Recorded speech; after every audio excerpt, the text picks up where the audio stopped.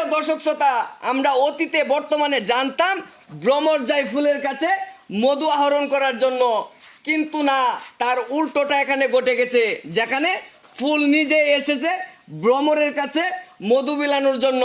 আগে ভিডিওটা শেয়ার করুন, তারপরে ভিডিওটা কন্টিনিউ করুন। যেখানে দেখা যাচ্ছে ফুল নিজে এসেছে ভ্রমরের কাছে, যেখানে ফুলের বয়স 45 থেকে 50, সেখানে ভ্রমরের বয়স মাত্র 14 থেকে 15। আগে ভিডিওটা শেয়ার করুন, তারপরে ভিডিওটা দেখুন। তাদের মুখ থেকেই মূল বিস্তারিত কথা শুনতে চাচ্ছি। আপু, এখন ঘটনাটা কি আপনি কইতে দেখি, আপনি করতে আসেন, আপনার বাড়ি কই, আপনার নাম কি, সব বিস্তারিত কই। ভাই আমি আপনাদের বলি শুনুন, আমার বাড়ি হচ্ছে ইন্ডিয়া, বুঝছেন? আমি ওর সাথে টিকটক করতাম আমি সব সময়।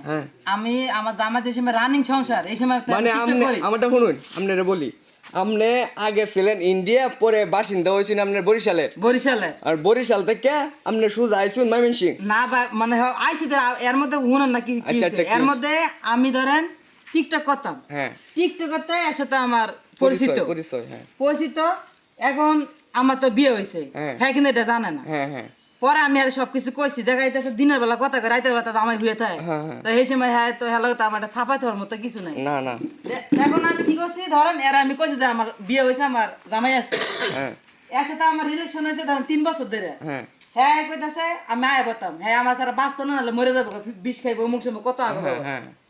আমি আমার এর সাথে যে সময় কথা কই, এই সময় আমার জামাইয়ের আমার ভালো লাগতেছে না।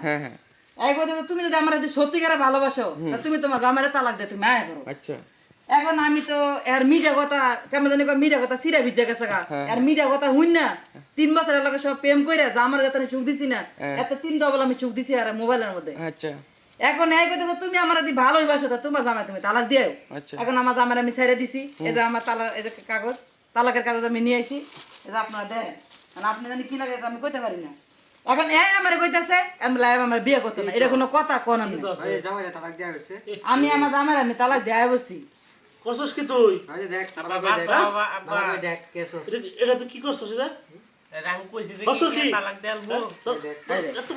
আচ্ছা আপা, আপনি বসেন, আমরা হচ্ছে ছেলের মুখ থেকে আমরা শুনি মূল বিস্তারিত কথা। এই তুমি কি তারে বলছিলা যে তোমার জামাই তালাক দিয়ে তুমি চলে আসো? হ্যাঁ ভাই কইছিলাম তো। কইছো, এখন মেয়ে আইছে বলছো তুমি মেয়ের বিয়ে করো। আমি ছোট মানুষ ভাই, আমি কইছি যে কে কি হ্যাঁ তালাক দিয়া তুই করব। দেখছো কারবার, তুই কি তোর দিতে কামড় পড়াছিস? তুমি ছোট মানুষের মতো তো কাজ করছো না, এখন যে বলছো এখন মেয়ে আসছে, মেয়েকে তুমি বিয়ে করো।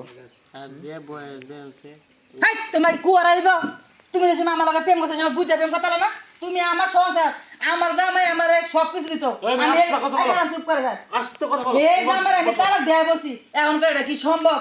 কি হইছে দরকার লাগে ফাঁসি দিয়ে মন মু তারপর আনতে যাইতাম না। আস্তে কথা বাড়ি। আচ্ছা আমি আপনাকে কই না, আমি আপনাকে বলি, আমি আমার জামাই তালাক দেয়া বসি, আমার এই জামাই কি আমার জীবন গ্রহণ করব? কোন আপনি বলেন, আপনার কাছে আমি বিচারটা দিই। এই কি কামটা করেছিস তুই? হনারে এই বিয়াদ দাও। সুপ্রিয় দর্শক শ্রোতা, এটা হচ্ছে আমরা সমাধান করতে পারবো না, যেহেতু বরিশাল থেকে মেয়েটা চলে আসছে।